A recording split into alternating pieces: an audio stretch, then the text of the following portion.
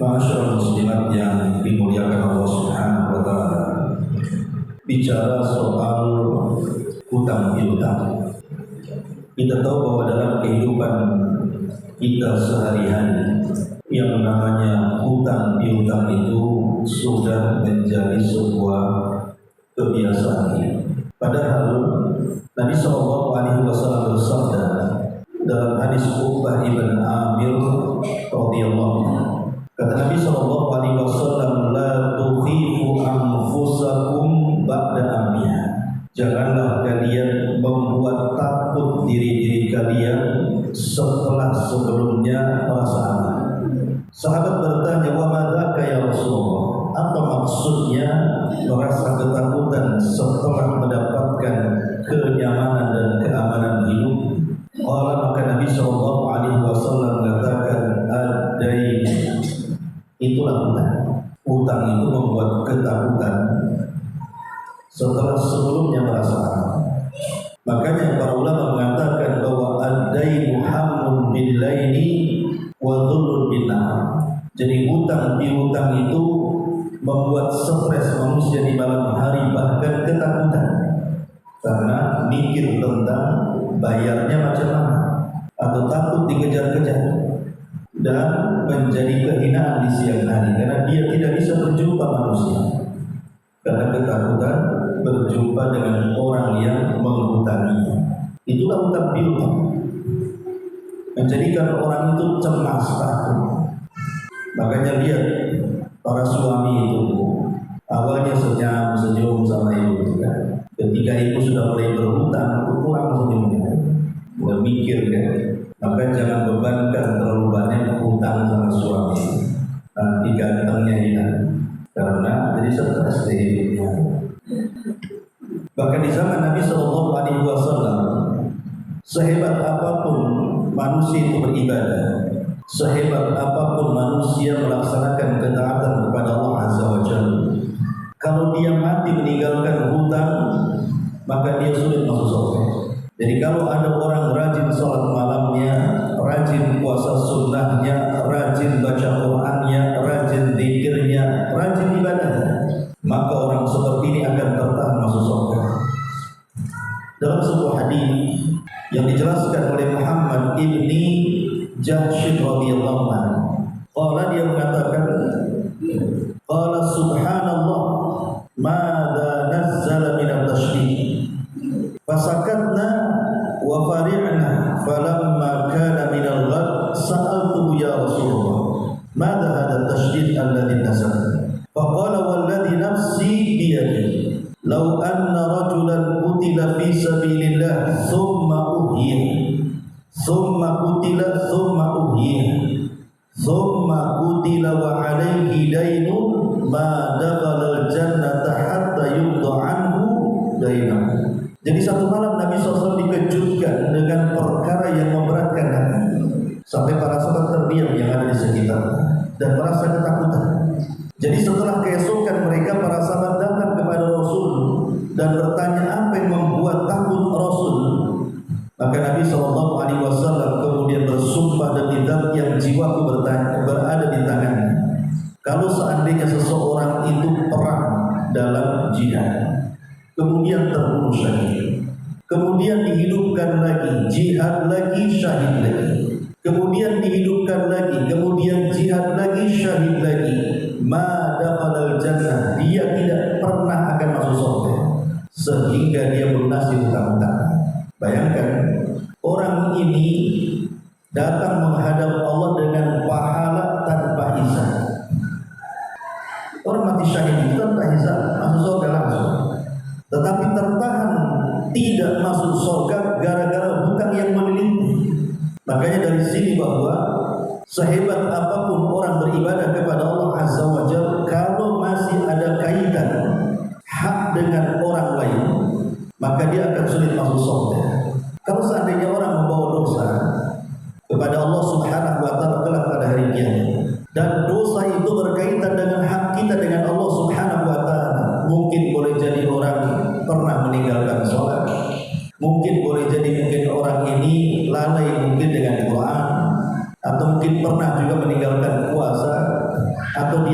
tidak mau haji dan begitu seterusnya, boleh jadi Allah masih memaafkan. Tetapi urusan hutang piutang itu Allah tidak akan memaafkan sampai orang yang dihutanginya mengikhlaskan. Kalau tidak, maka akan terjadi barter pahala dan dosa kelak dikontor di depan pintu surga. Ma'asyiral muslimat yang dimuliakan Allah Subhanahu wa taala, jangan lagi cerita akhirat, cerita alam kubur. Nabi sallallahu alaihi wasallam satu hari datang seorang sahabat meminta kepada Nabi sallallahu alaihi wasallam untuk datang menyolatkan salah satu jenazah. Maka Nabi sallallahu alaihi wasallam bertanya kepada sahabat-sahabat itu yang sudah mempersiapkan fardu kifayah, memandikan jenazah, mengkafani, kemudian menaruh di masjid, tinggal disolatkan saja. Tapi Nabi SAW bertanya, apakah saudara kalian ini punya hutang? Alaihi daynun, apakah saudara kalian ini punya hutang? Maka serentak sahabat mengatakan, ya, dia punya hutang 2 dirham. Maka Nabi SAW mengatakan, sallu ala sahibikum, kalau begitu kalianlah yang menyolatinya, aku tidak. Tentu para sahabat heran, kenapa Rasul tidak mau menyolati? Rupanya mereka baru sadar bahwa Rasul tidak mau menyolati karena orang yang meninggal itu memiliki hutang.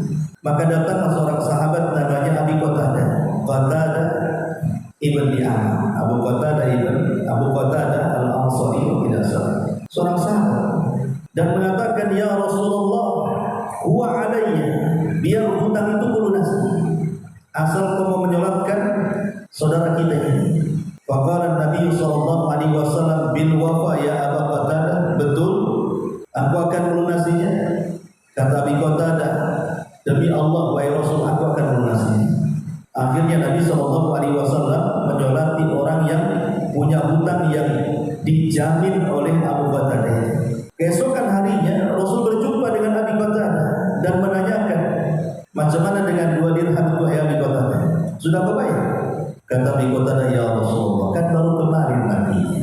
Tapi ya Rasul, dia keesokan harinya lagi berjumpa dengan Abi Qatadah, bertanya lagi, ya Abu Qatadah, bagaimana dengan 2 dirham itu? Maka Abi Qatadah mengatakan, sudah bayar wahai Rasul. Apa kata Rasul? Al-an barudat kubur, sekarang kuburnya sudah menjadi dingin. Kalimat ini menunjukkan bahwa sebelumnya kuburan itu panas, tapi setelah dibayarkan hutang-hutangnya menjadi dingin. Makanya ibu, kalau seandainya ada di antara keluarga kita yang meninggal dunia yang berkaitan dengan hak-hak harta, maka yang pertama kali adalah teliti dulu apakah si mayat ini punya hutang dengan Allah atau tidak. Maksudnya punya hutang dengan Allah, mungkin dia pernah berwasiat, mungkin pernah berwasiat dalam hidupnya dia akan menginfakkan mungkin sepertiga hartanya, atau pernah bernazar. Kalau seandainya ada wasiat dan nazar, keluarkan dulu uangnya untuk itu.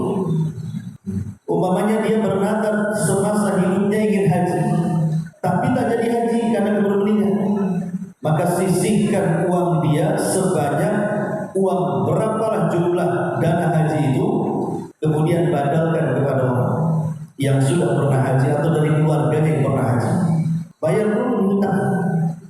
Kalau sudah terbayar, karena bagaimanapun fadainullah ahaqqu an yuqda, kata Rasul, hutang kepada Allah itu lebih murah untuk dilunasi. Kalau seandainya sudah selesai, maka lihat apakah dia punya hutang kepada manusia atau tidak. Pernah pinjam uang, pernah mengambil hak orang. Kalau memang ada, pangkas lagi dari harta waris itu, bayar hutang-hutangnya kepada manusia. Kemudian yang ketiga, sisihkan untuk fardu kifayah. Mungkin untuk membayar kuburannya, membeli kain kafannya dan begitu seterusnya. Baru setelah itu harta dibagi.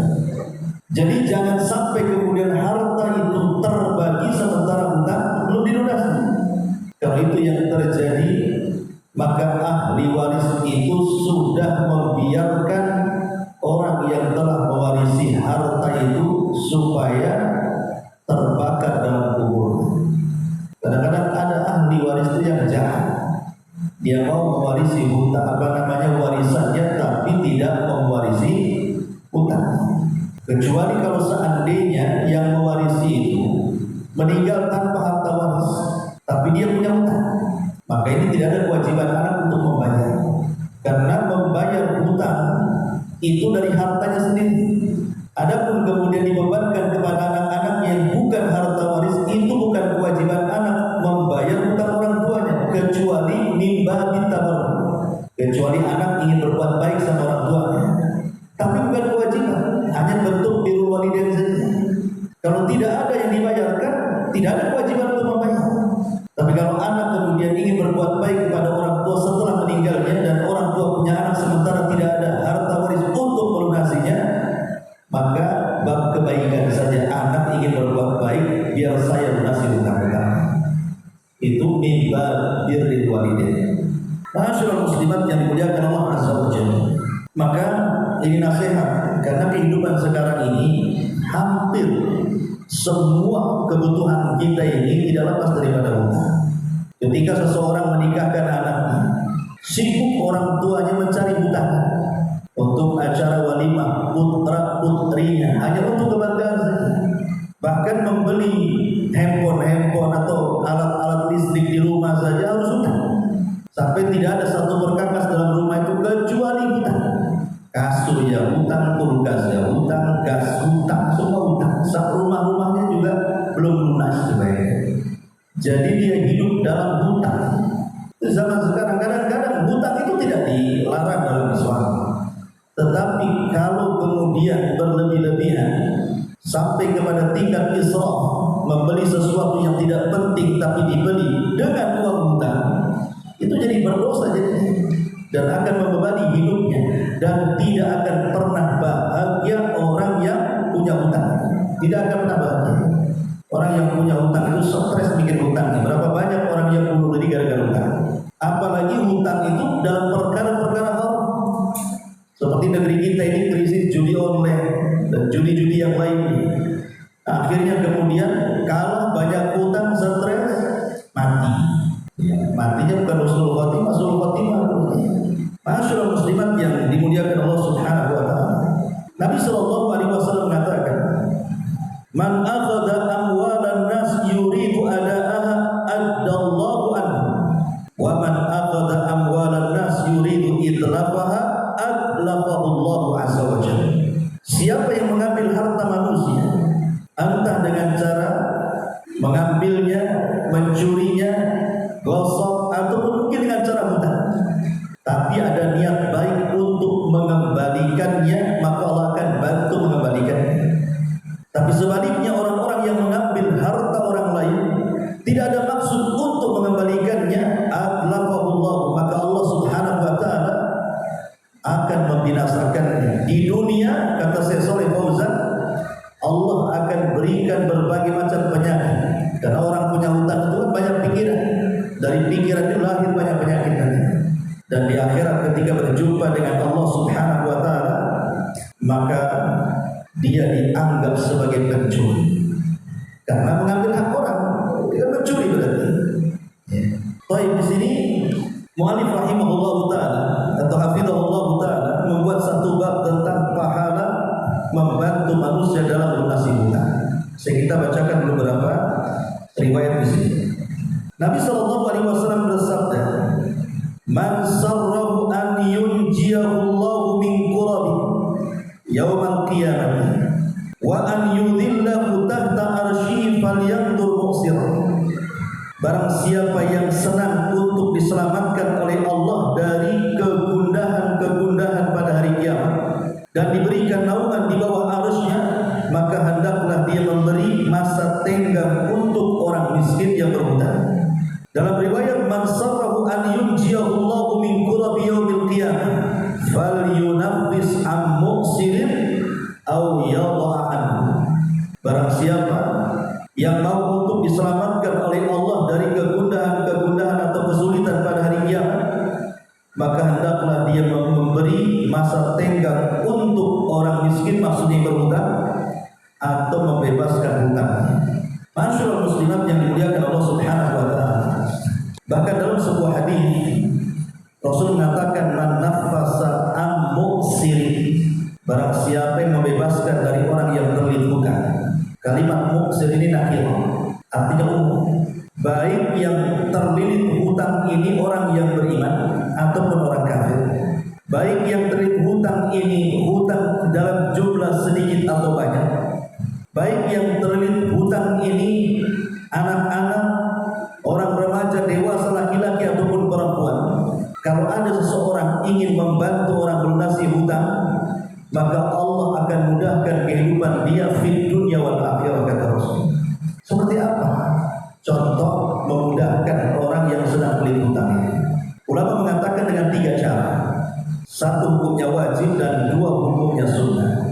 Pertama, indharul muqsir, memberikan tangguhan. Bapaknya ibu ngasih hutangan sama orang, pada waktunya dia tidak bisa bayar, ya sudahlah, kalau begini kapan-kapan kau bisa bayar. Itu memberikan tangguhan artinya. Lah memberikan tangguhan hukumnya wajib. Karena Allah yang mengatakan di dalam Al-Quran, fanadhiratun ila maisaratin, maka hendaklah orang yang menghutangi melihat kepada orang yang dihutangi kapan dia sanggup untuk membayar. Artinya memberikan tangguhan, ya sudah, kau bulan ini tak bisa bayar, saya kasih waktu 3 bulan lagi. Syukur-syukur tanpa batas, ya sudahlah, kapan-kapan kau ada duit bayar. Kalimatnya sebenarnya intinya dia tak mau bayar gitu sebenarnya. Makanya dengan bahasa kapan-kapan kalau tak ada duit mau bayar, kan gitu. Tak ada duit bayar. Kesenangan tuh orang yang utang tuh kalau ngomong gitu. Kan kalimatnya kapan-kapan kan. Akhirnya sudah, memang sudah tahu bayar, ya tak mau bayar sekali kan. Kalau ditagih, udah ada duit kan kapan-kapan kan ya. Itu bahasanya. Kemudian yang kedua, dengan cara memangkas hutang itu. Hutangnya 10 juta, sudah lagi ini saya lihat kok berat membayar 10 juta. Kemarin kan 5 juta, dan saya sedekahkan 5 juta.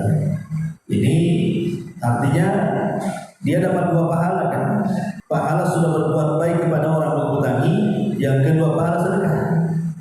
Kemudian yang paling baik lagi dari 2 perkara di awal adalah dengan cara membebaskan. Sudahlah, tidak usah dibayar, saya ikhlas saja, mudah-mudahan Allah ganti. Tapi jangan ngacak-ngacak. Kok tak bayar di dunia nggak apa-apa, di akhirat Tuhan kubur. Nah itu namanya ngancam, juga ikhlas. Kalau memang ikhlas mau disedekahkan, ya sedekahkan, saya sudah nggak usah bayar. Mudah-mudahan ini jadi jariah bagi saya, gitu ya. Habis pula baterai. Ada baterai?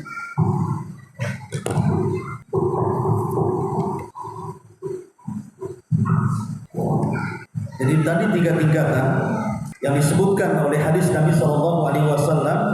Barang siapa yang memudahkan kepada orang yang terlilit hutang, Allah akan mudahkan kehidupan dia di dunia dan di akhirat dengan 3 cara tadi. Nabi SAW, perhatikan di sini, bercerita tentang seorang laki-laki. Kana rajulun yudayinun nasa. Dulu ada seorang laki-laki selalu memberikan hutangan kepada orang. Fakana yaqulu li fatahu idza ataita mu'siran fatajawaz anhu la'alla Allah yatajawazu anna. Kemudian dia mengatakan, berpesan kepada pembantunya, apabila kamu mendatangi orang miskin yang terkena hutang itu, maka bebaskanlah hutangnya. Semoga Allah membebaskan hutang-hutang kita. Semoga Allah membebaskan dosa-dosa kita.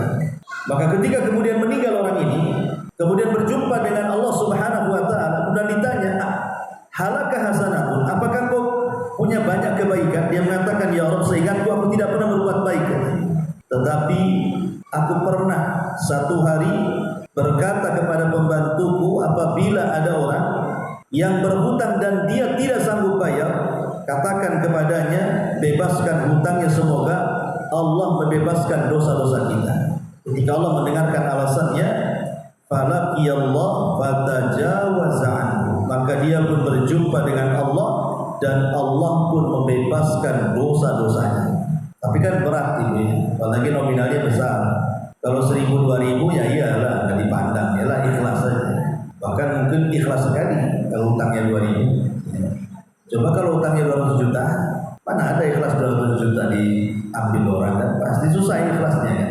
Tapi kalau memang orang ini bergelimang dengan harta, mungkin uang sedikit, tapi orang yang susah.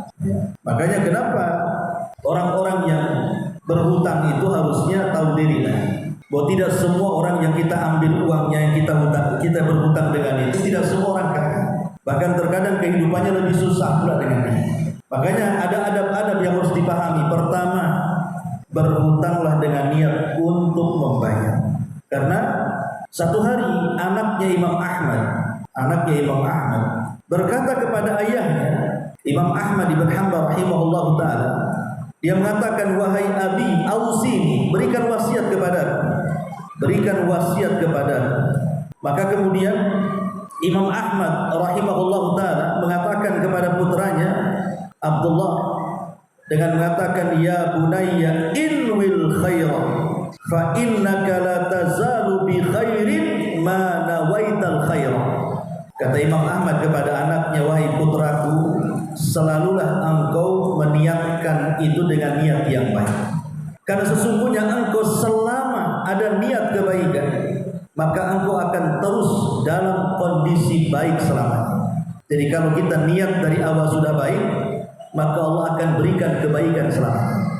Jadi kalau kita ini memang ada niat berhutang untuk nanti melunasi, membayar, bukan ada niat kapan-kapan bayarnya, enggak. Dan kalau bisa sebelum tiba waktunya dia sudah lunas, maka pasti Allah akan menolong kehidupan. Karena niat baik itu akan membawa kebaikan. Ini yang pertama ya, kalau hutang niatkan bahwa hutang ini akan baik. Ya. Kemudian yang kedua, cobalah agak keras bekerja untuk melunasi hutang itu. Jangan punya hutang tapi malas. Itu niat tak mau bayar namanya. Makanya kalau tak mau bayar seperti ini, atlafahullah kata Rasul. Allah akan membinasakan dia. Di dunia Allah akan kirim banyak penyakit, dan di akhirat dia dianggap sebagai pencuri. Kalau seandainya tidak bekerja keras untuk melunasi. Dan jangan biasakan gali lubang tutup lubang. Pinjam sana untuk bayar sini. Nanti di sini lagi pinjam lagi untuk bayar sana. Tetap saja kita hidup dalam hutang namanya. Kemudian yang ketiga, kalau sudah ada uang, segera kembalikan.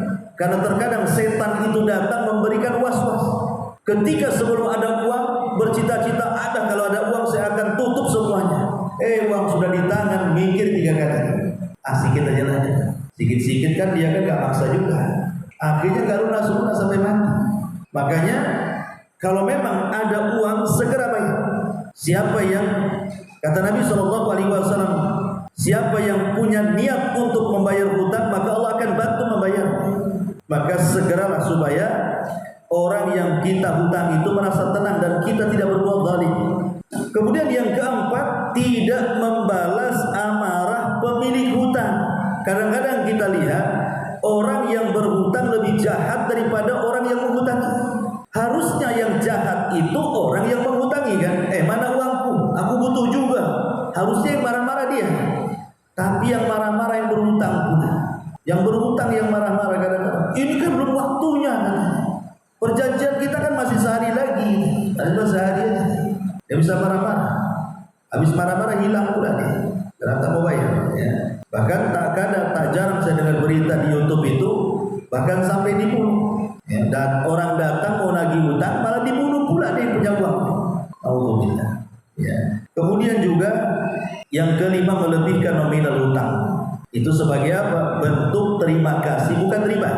Menjadi riba itu kalau orang yang menghutangi terkenal rentenir.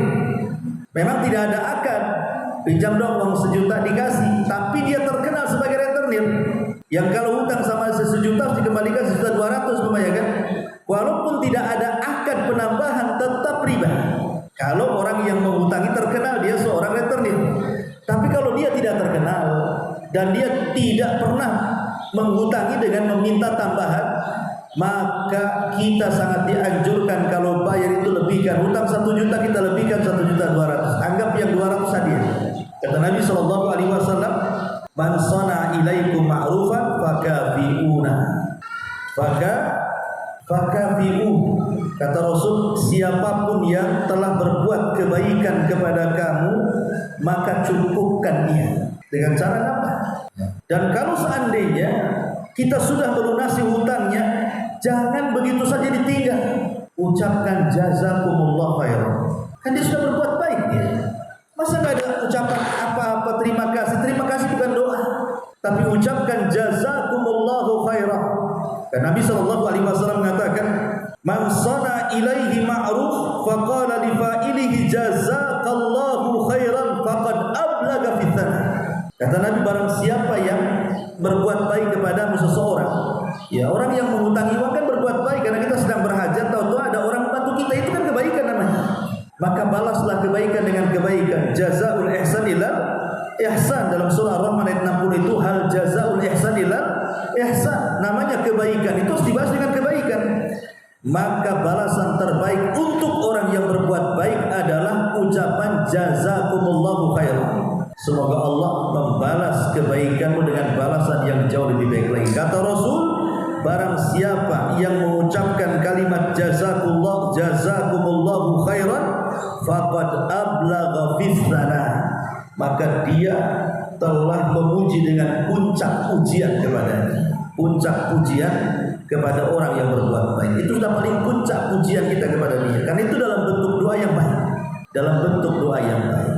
Tetapi kalau orang belum mampu melunasi, maka banyak-banyaklah berdoa kepada Allah Subhanahu wa taala. Di zaman Nabi sallallahu alaihi wasallam ada seorang budak mukatab. Budak mukatab itu budak yang ingin memerdekakan dirinya sendiri. Dia ngomong sama tuannya, "Tuan, saya ingin merdeka dari kamu, tapi izinkan aku bekerja di luar. Nanti setelah aku dapat uang dan aku akan cicil setiap bulan uangnya sekian ribu gitu ya, sampai lunas baru dia merdeka." Maka datanglah seorang budak mukatab ini, ketika betul-betul dia mencari pekerjaan, rupanya lelah, tidak sanggup untuk membayar kemerdekaannya. Dan ingat, dalam Islam itu jangan digambarkan perbudakan sama dengan perbudakan di Eropa sana yang disiksa, yang diromusa dan begitu sudah. Enggak. Terkadang banyak budak-budak yang dirawat tuanya dalam Islam itu dia tidak mau merdeka.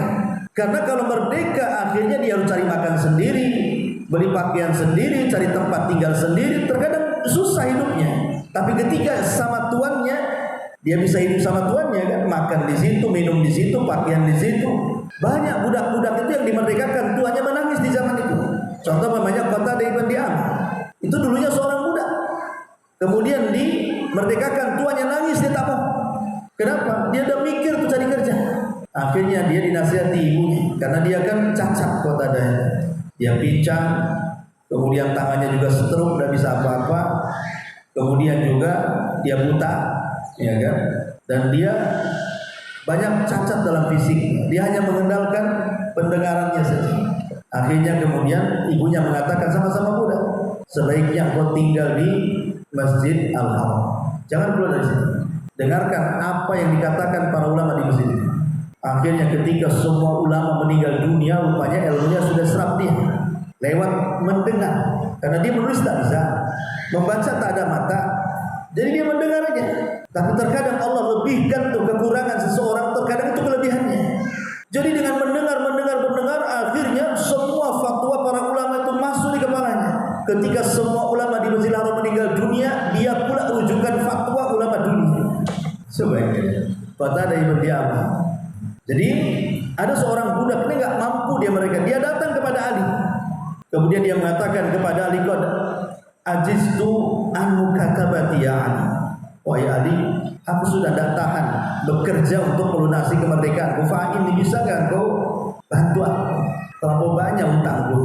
Maka Ali mengatakan, "Ala u'allimuka kalimat allamnihinna Rasulullah sallallahu alaihi wasallam." Maukah ku ajarkan beberapa kalimat yang pernah dulu Rasul mengajarkan kalimat-kalimat itu kepada. Kemudian Ali mengatakan, dulu Nabi sallallahu alaihi wasallam mengatakan, "Lau kana 'alaika mithlu jabal sir dainan addahu Allahu anka." Kalau seandainya engkau memiliki hutang sebesar gunung yang sangat besar, maka Allah Subhanahu wa taala pasti akan melunasi hutangmu dengan doa itu. Kemudian Ali menyarankan kepada orang yang banyak hutang ini untuk senantiasa membaca doa yang diajarkan Rasul, "Allahumma kfini bihalalika an haramik wa aghnini bifadlika amman siwa." Doanya pendek. Allahumma kfini bihalalika an haramik wa aghnini bifadlika amman siwaka. Allahumma ya Allah, ikfini, cukupkan aku bihalalik, dengan kehalalan yang Engkau anugerahkan kepadaku dari keharaman. Cukupkan yang halal-halal aja untukku ya Allah. Wa aghnini, dan cukupkan aku, berikan kekayaan kepadaku bifadlik, dengan karuniamu, amman siwa, yang tidak diberi kepada zat selain daripada Engkau. Aku hanya meminta kepada Engkau ya Allah. Tauhid di sini. Ya. Allahumma kfina bihalal, Allahumma kfini bihalalika an haramik, wa aghnini bifadlik amman siwa. Kemudian setelah orang ini terus membaca doa ini dan berusaha, tentu doa harus berusaha juga. Bukan doa terus ya nggak manjur doa itu kalau tidak ada usaha. Jadi sambil dia berdoa, sambil dia bekerja, dia baca doa ini terus, akhirnya dia pun bisa melunasi hutang-hutang majikannya dan dia menjadi orang merdeka. Ya, jadi ini doa yang diajarkan Nabi Shallallahu Alaihi Wasallam, atau doa yang diajarkan Nabi Shallallahu Alaihi Wasallam kepada siapa? Abu Umamah Al-Ansari. Walaupun sebagian ulama melemahkan riwayat, tetapi karena ada penguat dari riwayat yang lain bisa dipakai doanya. Jadi ketika Nabi Shallallahu Alaihi Wasallam kemudian pagi-pagi, ya waktu duha dia datang ke masjid, entah kakinya kok pengen sekali digerakkan ke masjid kaki Nabi. Tiba-tiba di masjid ada seorang sahabat namanya Abu Umamah Al-Ansari.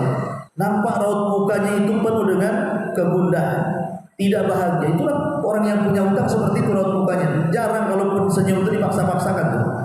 Jadi Rasul mengatakan, ya Aba Umamah, wahai Aba Umamah, kenapa kau ada di masjid di luar waktu sholat? Ini kan belum waktunya sholat, ngapain kau di sini? Maka Abu Umamah mengatakan, umumun lazimatni wa duyunun ya Rasulullah. Bukan Rasul, stres yang kau hadapi, bingung yang kau hadapi, dan juga hutang yang banyak melilit kehidupanku. Yang sahabat saja ada juga yang banyak hutang, apalagi kita lebih banyak lagi hutangnya.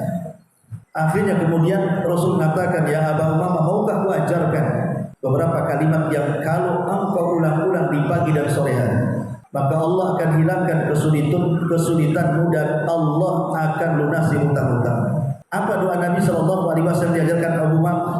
Allahumma inni a'udzubika min ghalabatid daini wa qahrir rijal. Ya Allah, aku berlindung kepadamu dari terkalahkan budi baik manusia kepadaku dan dari hutang-hutang yang menumpuk yang ada padaku.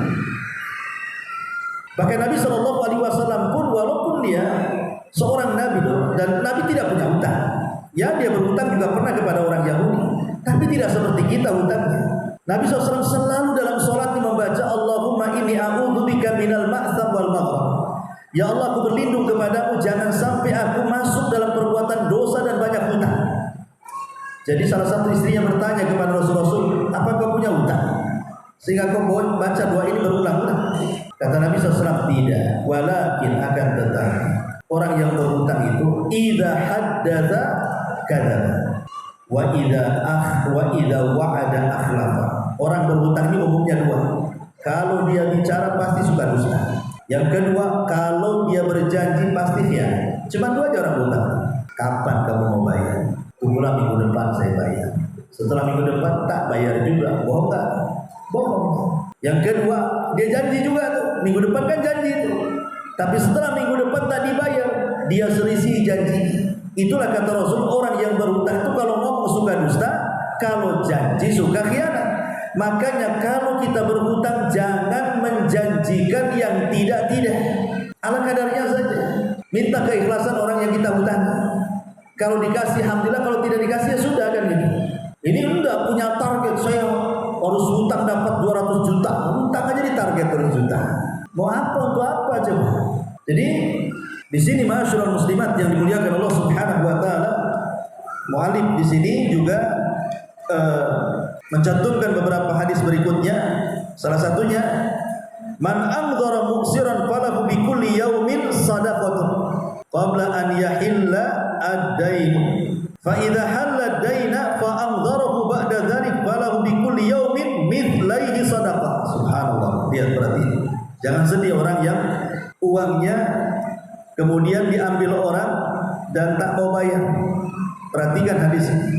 Barang siapa yang memberi masa tenggang kepada orang miskin, orang yang berhutang, maka dia mendapatkan pahala sedekah dari setiap harinya selama belum datang tempo pelunasan hutangnya. Jadi kalau ibu makin panjang ngasih temponya berarti makin panjang pahalanya. Itu maksudnya. Pokoknya ada orang mengatakan, pinjamlah uang nanti minggu depan saya bayar. Berapa? 1 juta saja. Itu kan 1 juta udah gini saja lah. Gak usah 1 minggu, 1 tahun kau bayar. Ya. Jadi makin panjang itu durasinya, maka setiap hari ibu dapat pahala sedekah. Tapi kan diantara kita enggak, jangan 1 minggu lah, 2 jam aja untuk bayar. 2 jam.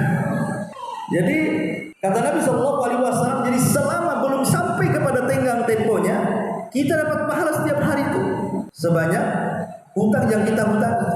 Dan lebih daripada itu, kata Nabi SAW, apabila tempo pelunasan hutang datang, artinya sudah sampai waktu pelunasannya, lalu dia kembali memberikan masa tenggang untuk, maka dia mendapatkan pahala sedekah 2 kali lipat dari setiap harinya. Subhanallah. Itu namanya yang menangguhkan tadi. Ya sudahlah, kalau memang bulan ini tak bisa bayar, ya saya tangguhkan bulan depan atau 3 bulan lagi. Berarti selama 3 bulan lagi setiap harinya dilipatkan tuh pahalanya. Kan enak kayak gitu. Gak enak Ustaz, gak ada duit Ustaz. Ya maksudnya itu kalau memang ada kelebihan uang dan uang yang dihutangi orang itu tidak membebani hidup ibu, biarkan saja hutang itu ngendap di orang itu. Karena kalau orang yang berhutang, dia takut dengan Allah Subhanahu wa taala, pasti dia akan melunasi secepatnya kan. Walaupun dibilang 1 tahun, kalau ada uang baru 1 hari pasti dilunasi itu. Karena takut kalau kemudian dia meninggal sementara dia punya hutang, kan itu yang menghalangi dia ke surga. Kalau beriman dia akan segera melunasi. Kemudian juga Nabi SAW mengatakan, inna awwalan nas yastadillu fi dhillillahi yaumal qiyamah la rajulun yanzura mu'siran hatta yajida syai'an aw yatasaddaqu alaihi bima yatlubuhu yaqulu mali alika sadaqatun ibtigha'a wajhillah wa yahriqu sahifata. Sungguh orang-orang yang pertama diberikan naungan di dalam naungan-naungan Allah pada hari kiamat, yang tidak ada naungan kecuali dengan Allah, adalah seorang laki-laki yang memberikan masa tenggang kepada orang yang berhutang sampai dia mendapatkan sesuatu untuk melunasi hutang, atau menyedekahkan hutang tersebut kepadanya, di mana dia berkata, harta yang kamu hutangi adalah sedekah untukmu. Lalu dia merobek lembarannya karena mengharap wajah Allah. Sudahlah, ini perjanjian kwitansi saya robek saja, anggap saya lunas. Orang seperti ini bukan hanya mendapatkan pahala selama dia tak bayar, maka di akhirat dia akan mendapatkan naungan di hari yang tidak ada naungan kecuali dengan Allah. Lihat kata pengarang di sini, alangkah bahagia orang yang telah Allah berikan taufik untuk mengamalkan dan mempraktikkan hadis yang agung ini, walaupun hanya sekali seumur hidup. Lakukan walaupun sehari seumur hidup. Sobek udahlah, lunas saja. Hutang saya kasih berapa, cuma 1000 perak aja. Udah lunas saja.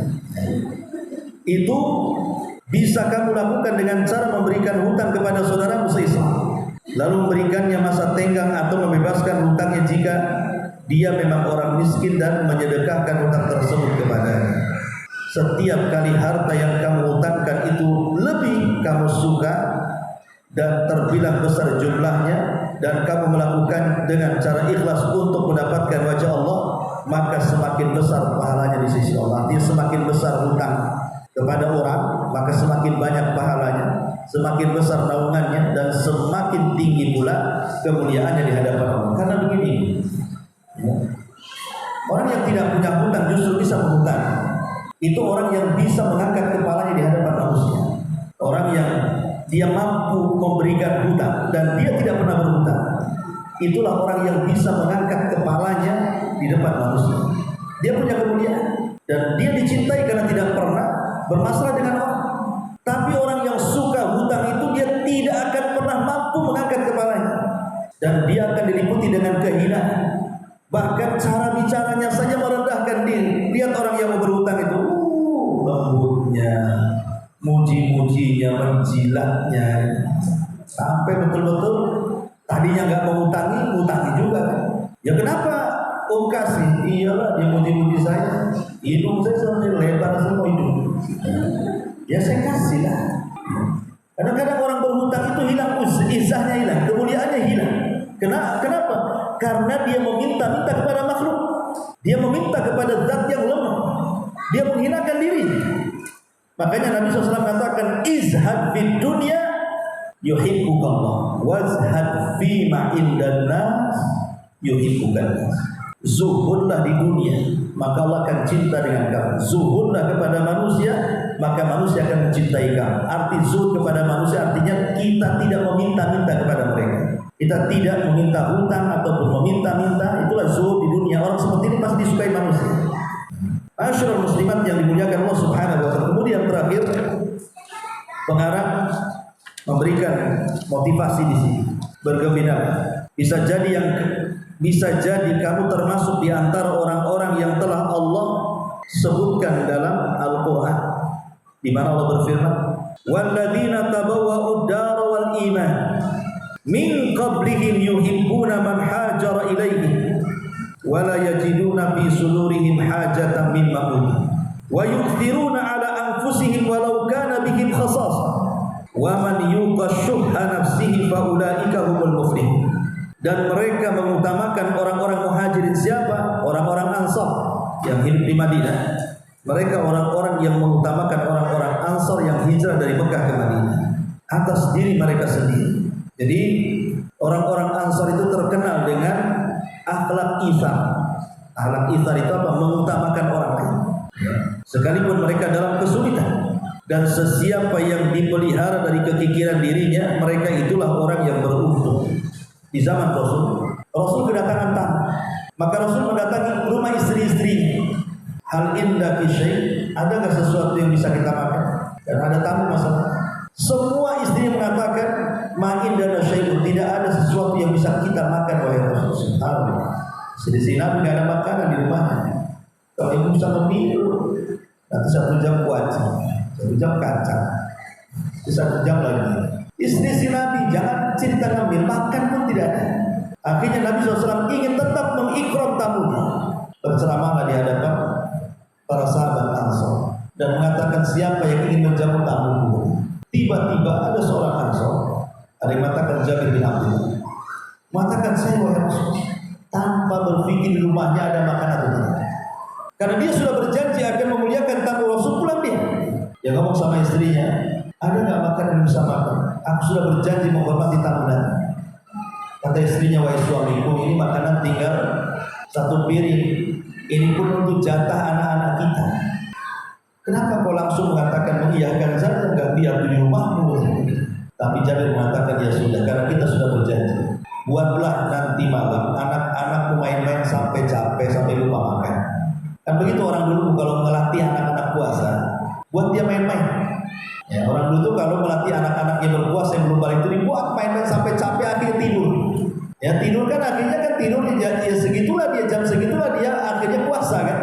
Jadi kata istri yang mengatakan, kata suaminya, buatlah anak-anakmu bermain sampai dia lupa makan sehingga tertidur. Akhirnya betul-betul dibuat main sama istri.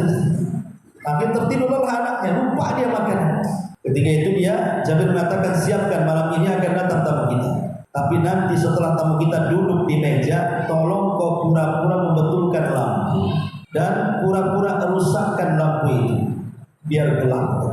Akhirnya tamu datang, kemudian dia sama Jabir dengan tamunya, ya sebagaimana instruksi, tiba-tiba lampunya gelap.